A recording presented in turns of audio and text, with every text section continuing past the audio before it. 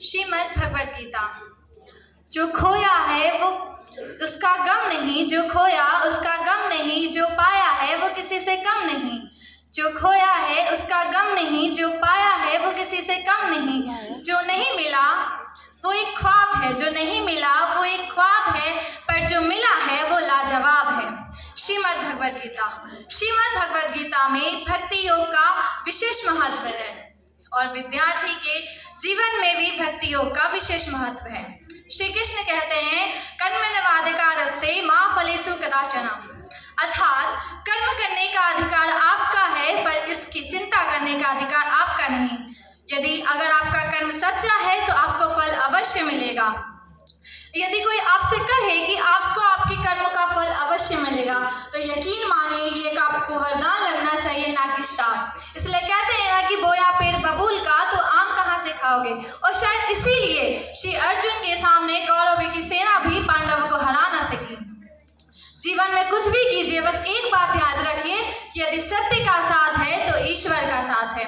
श्री कृष्ण कहते हैं कि विश्वास अगर खुद पर हो तो ताकत बन जाती है, लेकिन वही विश्वास अगर दूसरों पर हो तो कमजोरी बन जाती है। श्री कृष्ण की दूसरी बात वो कहते हैं कि स्वधर्म यानी आत्मसमर्पण से जिस भी कार्य को करिए आत्मसमर्पण से कीजिए। श्री कृष्ण ने अर्जुन से कहा था कि हमें कभी भी किसी के साथ अपनी तुलना नहीं करनी चाहिए। तुलना करने पर हमारा आत्मविश्वास कमजोर होता है। श्री कृष्ण कहते हैं कि यदि हमें खुद पर विश्वास है तो हम बड़ी से बड़ी उपलब्धियां भी हासिल कर सकते हैं। श्री कृष्ण की तीसरी बात जो उन्होंने अर्जुन से कहा था वो कहते हैं कि संकटों का सामना धैर्य और साहस के साथ करना चाहिए। यदि व्यक्ति मानसिक रूप से शांत है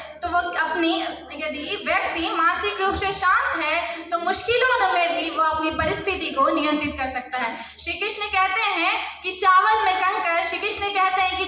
कंकर और जीवन में संकट खुद ही निकालने पड़ते हैं। यदि आप आनंद में हैं तो किसी को वचन न दें, यदि आप दुखी हैं तो कोई भी बड़ा निर्णय न लें, यदि आप क्रोध में हैं तो किसी को भी उत्तर न दे।